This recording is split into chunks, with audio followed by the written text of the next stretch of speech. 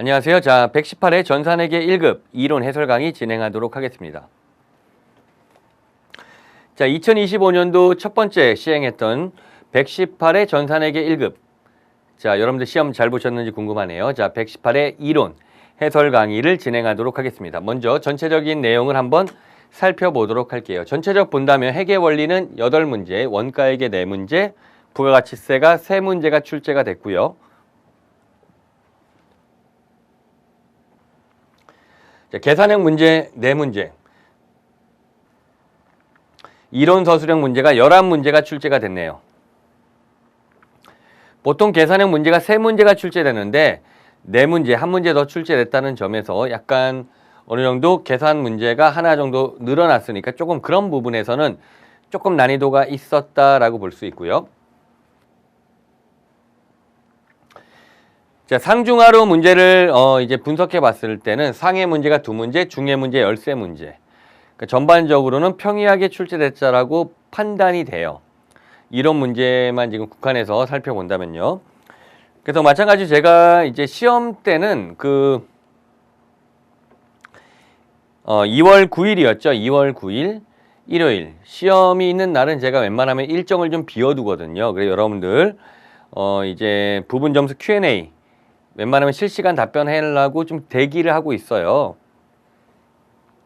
그래서 이번 시험에는 조금 특징이 있었죠. 원래는 15분 전 입실인데 이번 시험부터 20분 전 입실로 좀 바뀌었는데요. 뭐 큰 변화라고 볼 수는 없지만 어쨌든 그렇게 입실 시간이 조금 이제 바뀌었다. 그런 특징도 좀 있었고요. 그리고 첫 번째 2월 달에 보는 시험은 개정되지 않은 내용, 즉 다시 말해 24년도의 기준과 24년도의 프로그램으로 출제가 된다는 점도 특징이 되겠죠. 4월부터 시험 보는 119회 시험부터는 이제 개정세법이 반영되고 그리고 새로운 프로그램으로 출제된다는 것도 특징이니까 여러분들이 그런 부분을 좀 생각해 볼 필요가 있겠네요. 자, 전반적으로 어느 정도 평이하게 출제가 됐다라고 볼 수 있고요. 자, 그럼 문제를 한번 확인해 보도록 할게요.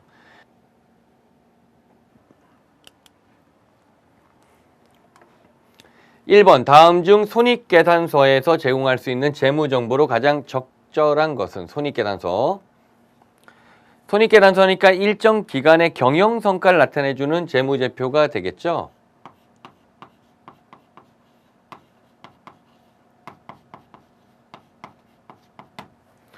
그러므로 이 문제의 정답은 이제 4번이 정답이죠. 타인자본, 부채죠. 자기자본, 자본 말하고요. 자산총액. 1번, 2번, 3번은 누구예요? 바로 재무상태표가 제공해주는 정보이고 4번만 손익계산서가 제공하는 정보가 되겠죠. 이 문제는 제가 볼 때는 하 혹은 중하 정도의 난이도예요. 좀 중으로 배치했지만 하로 할까 좀 고민을 했던 부분인데 어렵지 않게 답을 찾아내야 되겠죠.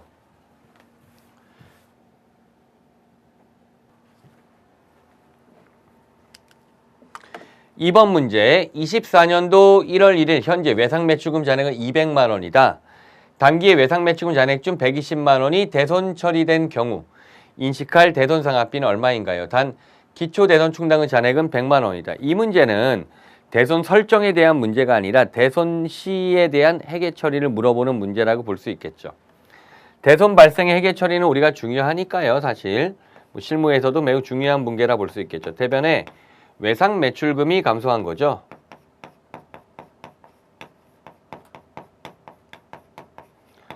외상 매출금이 120만 원이 감소했고요. 대손이 발생하면 우리가 어떻게 한다 그랬어요? 대손 충당금을 먼저 끄집어 쓴다 그랬죠. 대손 충당, 대변에 있던 대손 충당금 100만 원 있었죠. 대손 충당금을 100만 원 먼저 끄집어 쓴다.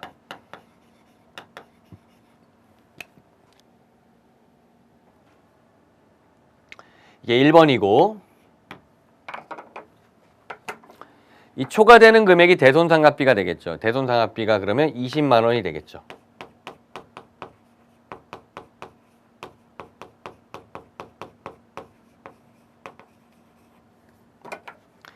대손의 회계 처리를 물어보는 문제라고 볼 수 있겠죠. 이 문제는 대손상합비가 얼마 발생해? 그러니까 2번, 여기 20만 원이 정답이죠. 1번인 20만 원이 정답이 되겠죠. 어려운 문제는 아닌데 대손 설정이 아니라 대손 시 발생하는 회계 처리를 연상한다면 여러분들이 어렵지 않게 답에 도출할 수가 있을 것 같아요. 문제 자체도 중간 정도의 난이도의 문제라 볼 수 있겠고요. 자, 그러면 다음 문제 또 확인해 보도록 할게요.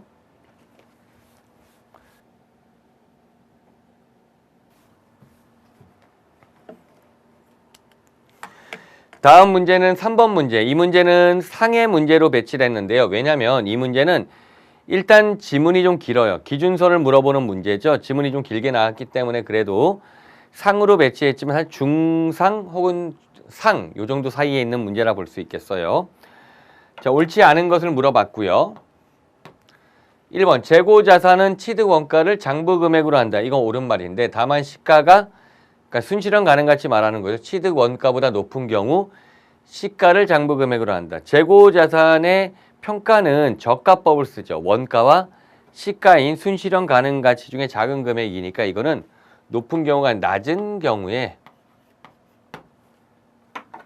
시가를 장부 금액으로 쓰겠죠. 만약에 시가가 더 높으면은 원가를 장부 금액으로 해야 되기 때문에 그렇죠.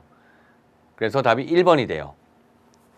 2번, 재고자산 매입 원가는 매입 금액의 매입 운임 등 취득 부대 비용을 가산한 금액이 되겠죠. 3번, 제조 원가는 직접 재료비, 직접 노후비, 제조 간접비가 되는 거죠. 4번, 성격이 상이한 재고자산 일괄하여 구입하는 경우 일괄 구입이 되는 거죠. 이 경우는 그러니까 이 일괄 구입가 총 매입액을 공정가치의 비율로 안분해서 재고자산 취득 원가를 정하겠죠.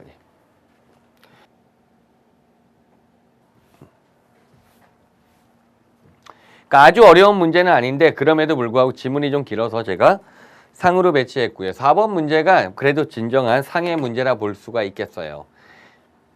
자, 보시면은 이제 이 문제 특징은 기중에 취득했다는 거예요. 24년도 감가상각비를 물어보는데 23년 7월 1일 날 취득했죠. 24년도에 감가상각비는 얼마인가요? 상각률은 45%고요.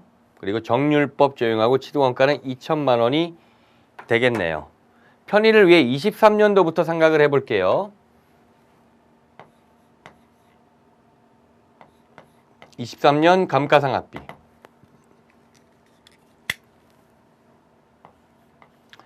미상각 잔액을 기초로 하기 때문에 2천만 원이 출발점이 돼요. 그리고 0.45를 적용하겠죠. 45%. 그리고 7월 1일부터 12월 말 6개월이 되겠죠. 이게 23년도 감가상각비가 계산이 되고요. 이렇게 계산하면 450만 원이 돼요. 자, 이 문제에 물어보는 게 24년도 감가상각비. 이 부분이 이제 답이 되겠죠.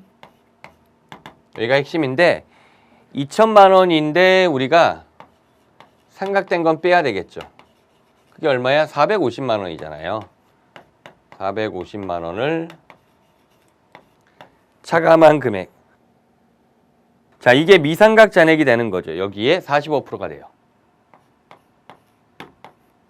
1년이니까 12분의 12가 다 들어가는 거죠. 이게 이제 정답이 되고요.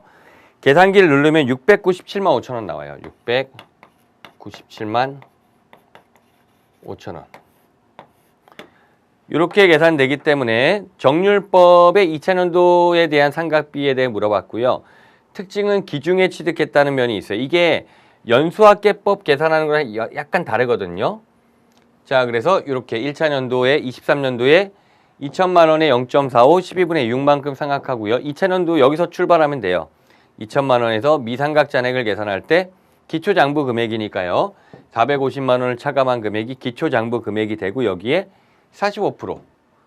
3차 년도 25년도가 되면은 2천만 원에서 얘와 얘의 합계 금액을 뺀 금액의 45% 이런 식으로 우리가 진행이 되면 된다고 이해하시면 돼요. 근데 약간 전산회계 1급에 나오기에는 좀 틀릴 수도 있을 만한 문제이기 때문에 얘는 상해 문제로 보는 게 타당하고요.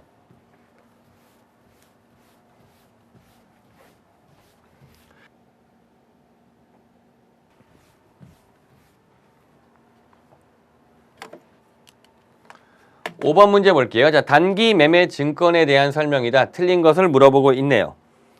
1번 단기 시세 차익을 목적으로 취득한 시장성 있는 유가증권을 말한다. 예, 옳은 말이죠. 2번 단기 매매 증권 중 채권은 원가법, 주식은 공정가액으로 기말평가한다. 답이 2번이네요. 단기 매매 증권의 경우에는 우리가 공정가치법만 적용하죠. 그리고 평가손익을 단기손익으로 처리하잖아요. 원가법 아예 적용이 안 돼요. 단기 매매 증권은 공정가치법만 적용한다. 그러니까 이게 틀렸네. 주식이고 채권이고 다 공정가치법을 쓰죠. 3번 단기 매매 증권 처분에 따른 처분 손익은 당연히 손익계산서에 반영돼야 되겠죠. 영업의 손익이 되는 거니까요. 3번 단기 매매 증권은 유동자산 중 당자자산에 속하게 되겠죠. 단기자가 들어가니까 당자자산 쪽에 들어간다는 거 주의하면 되겠네요. 자, 5번 문제는 유가증권과 관련돼서 기준서의 내용을 물어보는 형태의 문제였다. 이렇게 보이고요. 그 다음에 6번 문제 보도록 할게요. 다음 중 설명 중 옳지 않은 것은 자산은 과거 거래나 사건의 결과 현재 기업 실체에 의해 지배되고 미래에 경제적 효익을 창출할 것이라 기대하는 자원.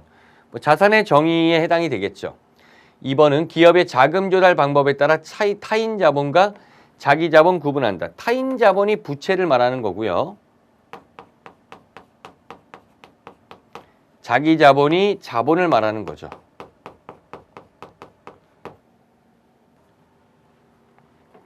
그러니까 부채는 자기 자본이 아니라 타인 자본이 돼야지.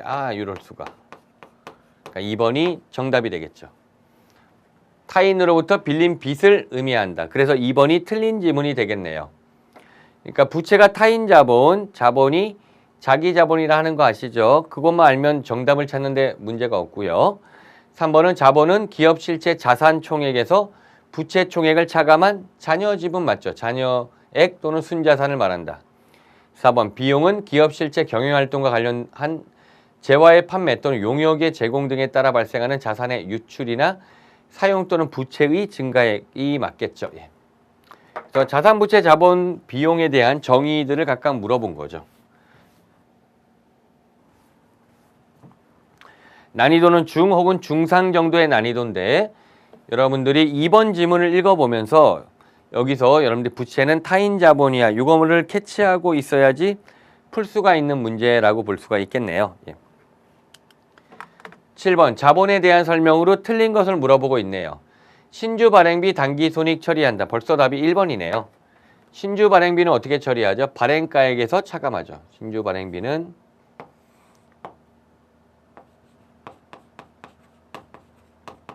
발행가에서 차감한다.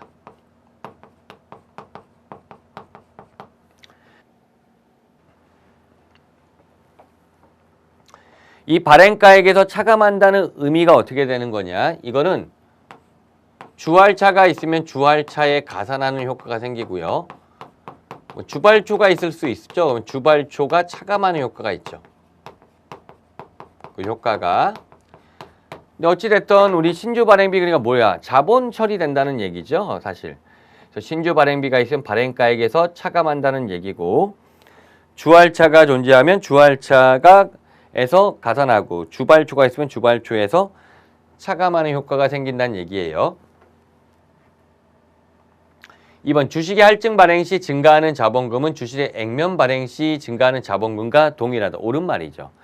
자본금은 둘 다 발행 주의수 곱하기 액면 금액이니까 할인 발행, 액면 발행, 할증 발행 어떤 발행을 한다 하더라도 이 자본금은 동일하겠죠.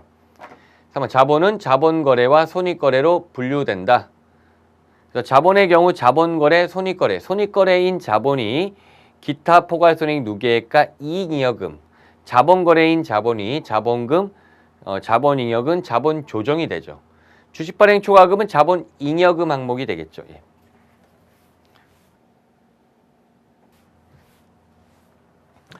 (7번도) 뭐 크게 어려운 문제는 아니다라고 볼 수 있겠고요. 자, 8번 문제 보도록 할게요. 다음 자료를 이용하여 매출 총이익을 계산하면 얼마인가요? 얘도 심플하게 제시됐네요. 기초 상품 뭐 이런 게 나왔으니까 상품 팁박스를 그리면 되겠죠.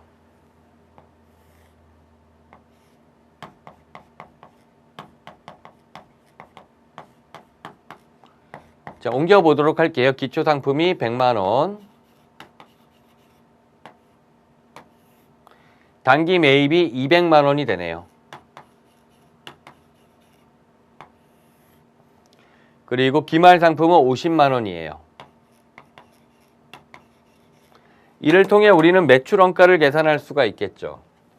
250만 원이 매출 원가가 되죠. 자, 이제 손익계산서를 그리면 되겠네요. 우리가 매출 총이익은 매출액에서 매출 원가를 차감한 거죠. 매출액이 정보가 판매액 500만 원이 되겠네요. 매출 원가는 상품 팁박스를 돌려서 나온 거죠. 그러니까 이 금액이 얘가 되는 거죠. 250만 원 차감한 이 3번이 매출 총이익이 되겠죠.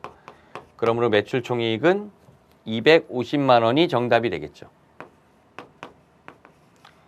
우리가 상품 팁박스 그래서 푸는 문제, 기본적인 문제이기 때문에 계산 문제라 할지라도 상으로 배치하기는 좀 힘들었죠. 당연히 기본적으로 맞춰야 되는 문제가 될 것 같아요. 전반적으로 회계 원리 문제를 살펴보면요. 1번 문제는 반드시 득점을 해야 될 거고요.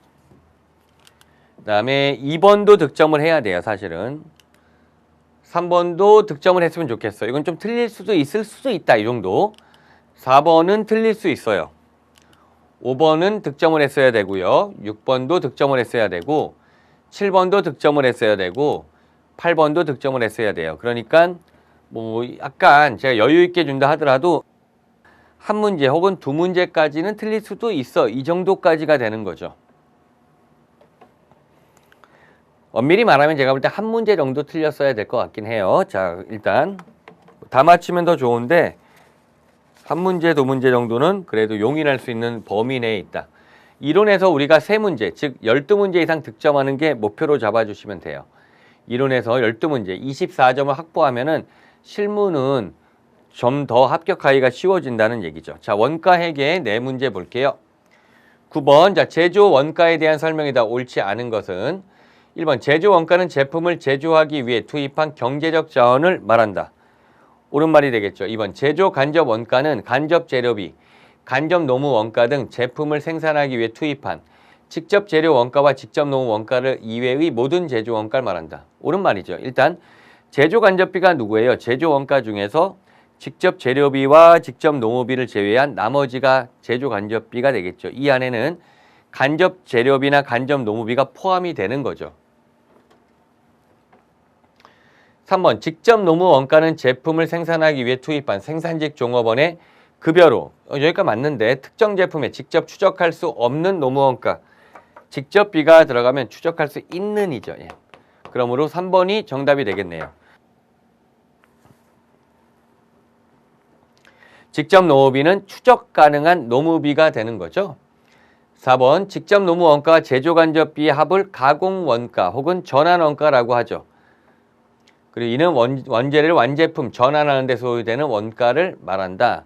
직접 노무비와 제조 간접비의 합계, 가공비 혹은 전환 원가라고 하는 거죠. 그러니까 정의 그 자체를 물어본 거니까 어떻게 본다면 어려운 문제는 아니죠.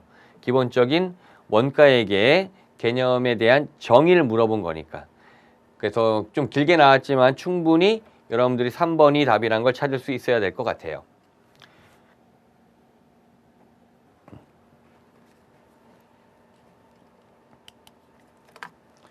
(10번) 종합원가 계산에 대한 설명으로 틀린 것을 물어보네요. 종합원가 계산. 다품종, 대량 생산 업종을 적합하다. 대량 생산하는 건 맞는데 품종이 많은 거는 종합원가 계산과 맞지 않죠. 소품종이죠. 그래서 1번이에요. 품종이 많으면 종합원가 계산보단 개별원가 계산이 적합해지는 거죠. 소품종, 대량 생산, 연속적으로 대량 생산하는 그런 업종. 종합원가 계산이 적합하다. 2번처럼 완성품 한산량의 계산이 요구되겠죠.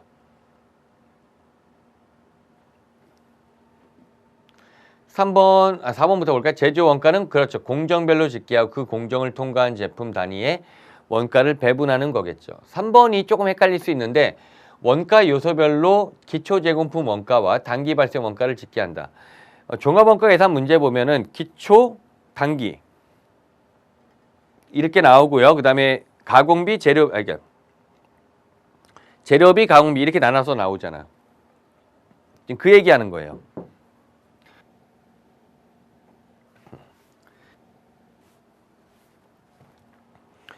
그래서 답이 1번이 되고요. 그러니까 1번 딱 보고 답이다라는 거 확인하지 못하면은 미스가 날 수도 있을 수 있어요. 예.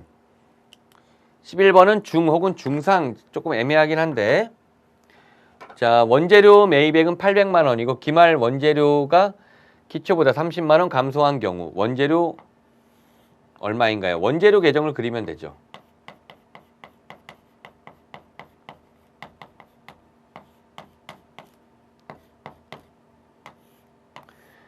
원재료 매입액이 얼마냐? 800만 원이죠. 원재료 매입액의 자리죠. 문제는 여기 원재료 원가, 여기 X를 물어보는 거죠. 여기 사용액을 물어보고 있는 거고요. 기초 기말을 주면 우리가 기초 기말을 대입하면 되는데 이렇게 증감으로 주는 경우가 있죠. 우리 그래 뒤에 실전 문제에서도 이런 류의 문제들이 좀 있는데 이러면 내가 대입하면 되죠. 기말 재고가 기초 원재료 30만 원이 감소했어. 이 말은 기초가 30만 원 크다는 거예요. 그러니까 기초를 이렇게 만약에 30만 원을 만약에 대입하면 기말은 제로가 되고요. 40만 원을 넣으면 10만 원 쓰면 돼요. 그러니까 어떤 숫자를 써도 되는데 기초와 기말이 여기 전제에 30만 원 차이가 나게만 설정을 해주면 된다는 얘기죠. 기초가 30만 원이라고 가정하면 기말은 제로. 다만 조심해야 돼요. 여기 보면 이게 잘 읽어야지. 기말 원재료가 기초 원재료보다 30만 원이 감소했다. 그러니까 여기 30만 원 제로 넣으면 틀리겠죠. 그래서 다시 기말이 감소한 거니 기초가 기말보다 30만 원 크게만 설정해주면 돼요. 그럼 X값은 830만 원 나오죠. 이 문제는 중 혹은 중상 정도는 될 수 있는 문제긴 해요. 그래서 이런 문제도 틀리지 않아야 되겠죠. 그래야 12문제 이상 득점이 가능하다 이렇게 말할 수 있겠고요.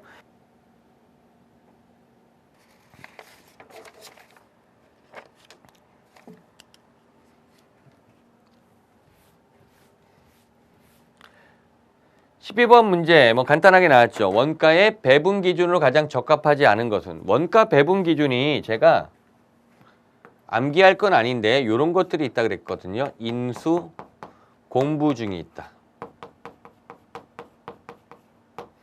그래서 인가 기준, 수혜 기준, 공정성 기준, 부담 능력 기준, 징분 기준이 있다 그랬잖아요. 그래서 암기할 땐 인수, 공부증이 있다.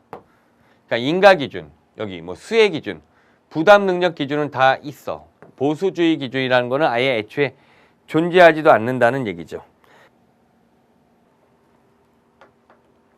그래서 이런 기준이 있다. 뭐 이름만 알면 되겠죠. 인수, 공부증이 있다. 그래서 이걸 알고 있었으면은 답이 2번 되는 거 어렵지 않게 득점이 가능했을 것 같아요.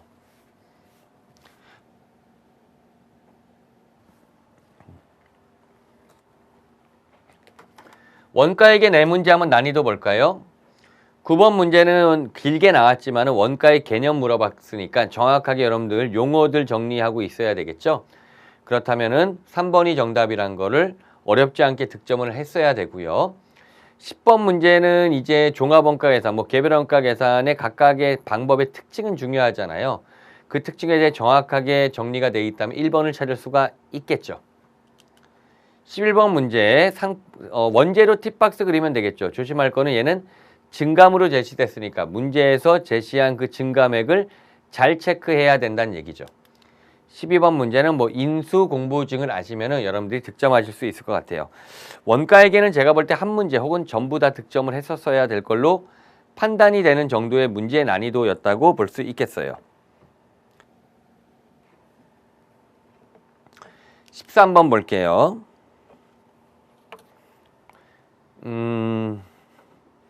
13번의 경우에는 얘도 중 혹은 중상이 될 수 있는데 부가가치세 다음 중 당해 연도 말 현재 부가가치세법상 전자세금계산서 발급해야 하는 사업자는 몇 명인가요? 단 다른 사업장은 없고 세금계산서 발급 의무가 면제되지 아니한다. 일단 법인 사업자는 무조건 다 이런 기준이 상관없죠. 법인 사업자는 전자세금계산서 의무 발급자예요. 일단은 무조건 전자세금계산서 법인 사업자는 전자세금계산서 의무 발급자. 그러니까 이런 공급가액 기준이 없어. 다만 개인의 경우에는 어떻게 한다? 직전 연도의 공급가액의 합계액이 8천만 원이죠. 8천만 원. 8천만 원 이상인 개인의 경우엔 전자세금계산서를 발급해야 돼요. 이 사람 8천만 원 이상이죠. 그러니까 이 사람도 발급해야 돼서 모두 다 발급해야 된다는 거죠. 전자세금계산서 발급.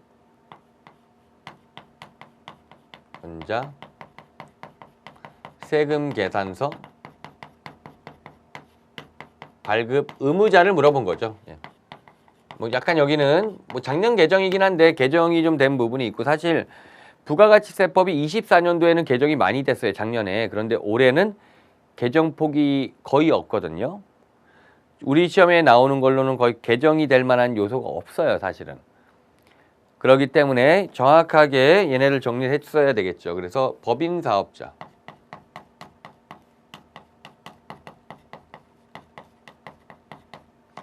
일단 법인은 뭐 매출 기준도 없어. 매출 0이라 할지라도 의무적으로 전자세금계산서 발급해야 되고 개인의 경우에는 직전 연도 공급가액이 8천만 원이에요. 이게 좀 기준이 여러 가지가 있어서 8천만 원 이상이어야 되겠죠. 이상인 개인 사업자. 이 두 사람이 전자세금계산서의 의무 발급자가 돼요. 만약 이 사람들이 전자세금계산서 발급하지 않았으면 1%의 가산세가 적용이 되겠다는 얘기죠. 그러니까 전자세금계산서 발급 의무가 면제된 사람은 개인 사업자고 8천만 원 미만인 사업자만 가능하다는 거죠. 예.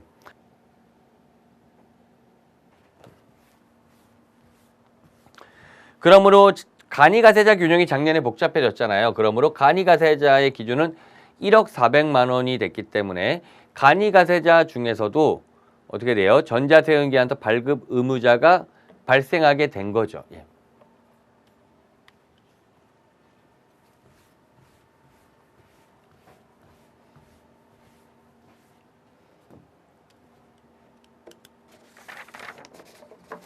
(14번은) 어려운 게 아니네요. 우리가 부가가치세 재화의 공급으로 보는 경우 이렇게 나왔죠.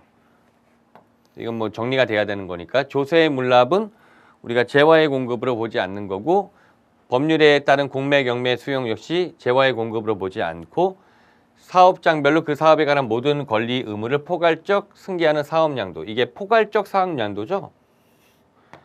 얘도 우리가 재화의 공급으로 보지 않죠.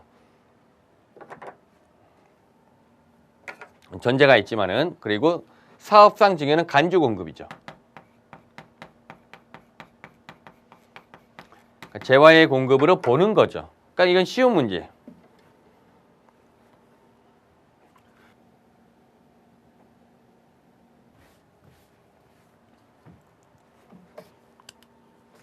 (15번) 부가가치세 영세율 적용 대상이 아닌 것은 1번 내국 물품을 외국으로 반출하는 거. 이게 수출을 말하는 거죠. 용역의 국외 공급. 이것도 우리가 영세율 적용 대상이죠. 그래서 항공 용역 같은 거 국외에서 국외로 이렇게 가는 거 당연히 영세율이 적용이 되는 거죠.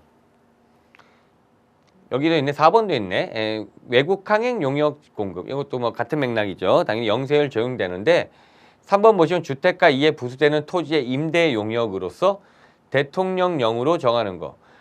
주택의 부수 토지에 대한 임대 용역은 우리가 면세가 적용되는 거지 영세율 적용 대상은 아니잖아요. 그러니까 면세 규정이죠. 면세 규정. 나머지 1번, 2번, 4번은 영세율 기준에 되니까 답이 3번이 답이 된다는 얘기죠.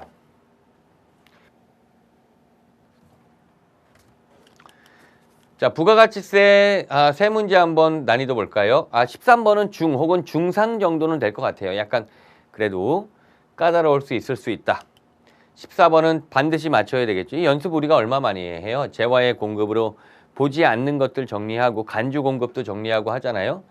15번도 영세율과 면세 물어보는 거고 영세율과 면세만 잘 구분해도 충분히 득점할 수 있어야 되겠죠. 부가가치세 문제 세 문제 중에 최소한 그래 하나 정도는 틀릴 수 있다. 13번 아니면 다 맞춰야 된다.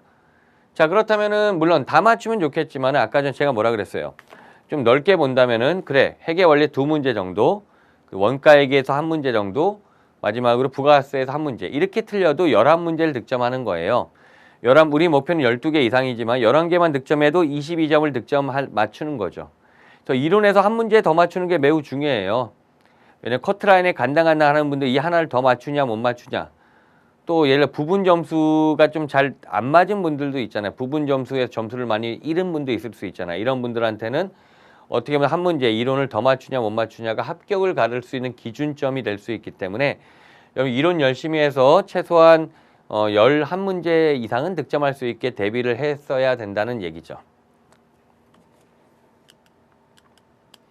그래서 전반적으로 본다면은 평이한 문제로 출제됐다라고 볼 수는 있어요. 물론 한 두세 문제 정도는 까다롭게 출제된 것도 있더라. 하지만 우리가 12문제 혹은 11문제 이상을 득점하는 데는 크게 무리가 없게는 출제가 됐다라고 보여지네요. 그리고 우리가 에듀윌에서 공부한 거, 저랑 같이 공부한 걸로 공부하시면 충분히 다 100% 득점 가능한 범위에서도 출제됐다는 걸 확인해 볼 수가 있겠죠. 자, 118회 시험은 이렇게 이제 이론 해설 강의를 마무리하게 됐고요. 118회 시험 잘 보신 분들, 합격하신 분들 축하의 말씀을 드리고 약간 준비가 좀 덜 돼서 합격하지 못하신 분들 아니면 119회 시험을 대비하시는 분들에게는 조금 더 열심히 다시 재복습하는 게 중요할 것 같아요. 그래서 이론에 있는 내용들 한번 다시 정리해 보시고요. 그 다음에 또 에듀윌에서 제공되는 뭐 갑벽한 전산에게 1급 모의고사라는 그런 과정도 있으니까 교재와 내용들 잘 정리하시면 여러분들 전산에게 1급을 완벽하게 정리할 수 있으실 거예요. 자, 이상 해설 강의 마칠게요. 수고하셨습니다.